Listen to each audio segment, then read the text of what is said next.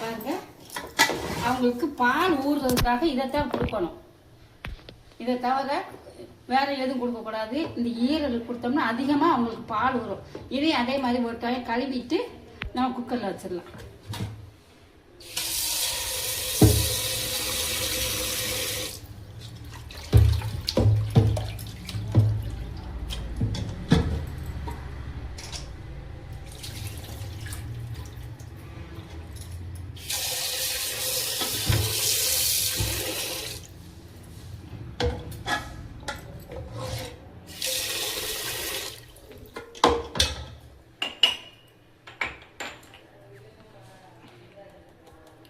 இதுக்கு கொஞ்சம் உப்பு போட்டுக்கணும்.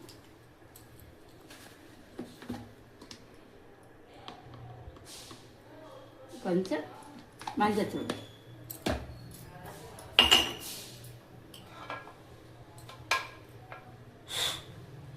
இதே குக்கரில் வச்சிடலாம்.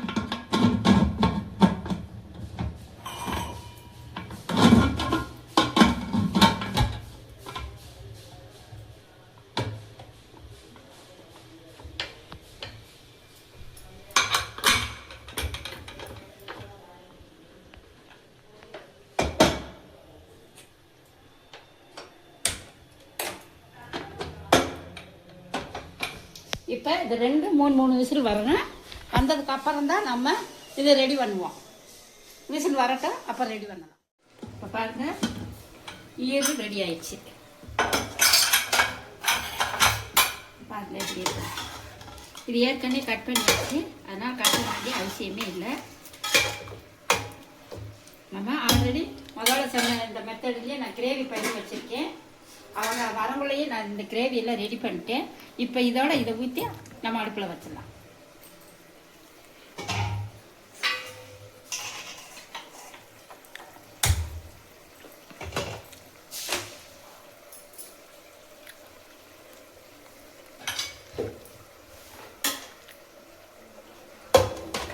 இதில் எடுத்து நம்ம போடுவோம்.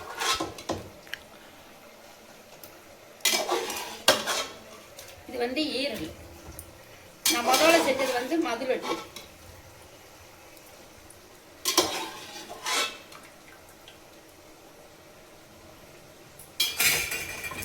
இப்போ இந்த தண்ணி இதிலே ஊற்றி விட்டுருவோம். வெந்து வத்தட்டும்.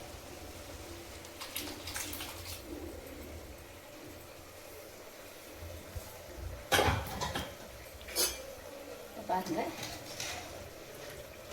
இந்த கிரேவியும் இதுவும் ஒன்றா சேர்ந்து இன்னி கொஞ்சம் நேரம் வேகும்போது அப்படியே கரெக்டாக வந்துடும். மசாலா பிறந்துக்கிட்டு நல்லா இருக்கும். இது வேகட்டும். இப்போ பாருங்கள், ஈரல் நல்ல கிரேவி நல்லா ரெடி ஆயிடுச்சு. இதை பாருங்கள், தண்ணியெல்லாம் எவ்வளோ தண்ணி ஊற்றினேன் எல்லாம் வற்றி நல்லா இதாகிடுச்சு. இப்போ நம்ம சீரகம் மிளகு இதை நான் பொடி பண்ணி வச்சுருக்கேன். இதை கொஞ்சம் மேலாக லைட்டாக தூவும். நிறையா போடக்கூடாது, கொஞ்சமாக போட்டுட்டு இதை கிண்டி விட்டுருணும். இதுதான் ஈரல் கிரேவி.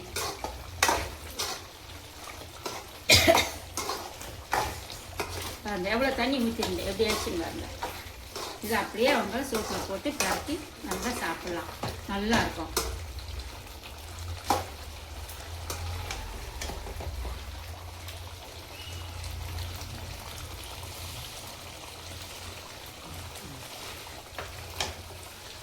மீன் கறி கருவேப்பிலை அவ்வளோதான் முடிஞ்சிச்சு. நம்ம ஸ்டவ் ஆஃப் பண்ணி வேண்டியதான். பாருங்கள், நல்லா சப்ஸ்கிரைப் பண்ணுங்கள், ஷேர் பண்ணுங்கள். இன்னும் அதாவது டெலிவரி ஆனவங்களுக்கு என்னென்ன சாப்பிடணும் அப்படின்றது, குழந்தை எப்படி குளிக்க வைக்கணும் அப்படிங்கிறது, அதுக்கு என்னென்ன செய்யணும் அப்படிங்கிறது ஒன்றொன்னா அடுத்தடுத்து வீடியோ வந்துக்கிட்டே இருக்கும். பாருங்கள், சப்ஸ்கிரைப் பண்ணுங்கள், ஷேர் பண்ணுங்கள். நன்றி, வணக்கம்.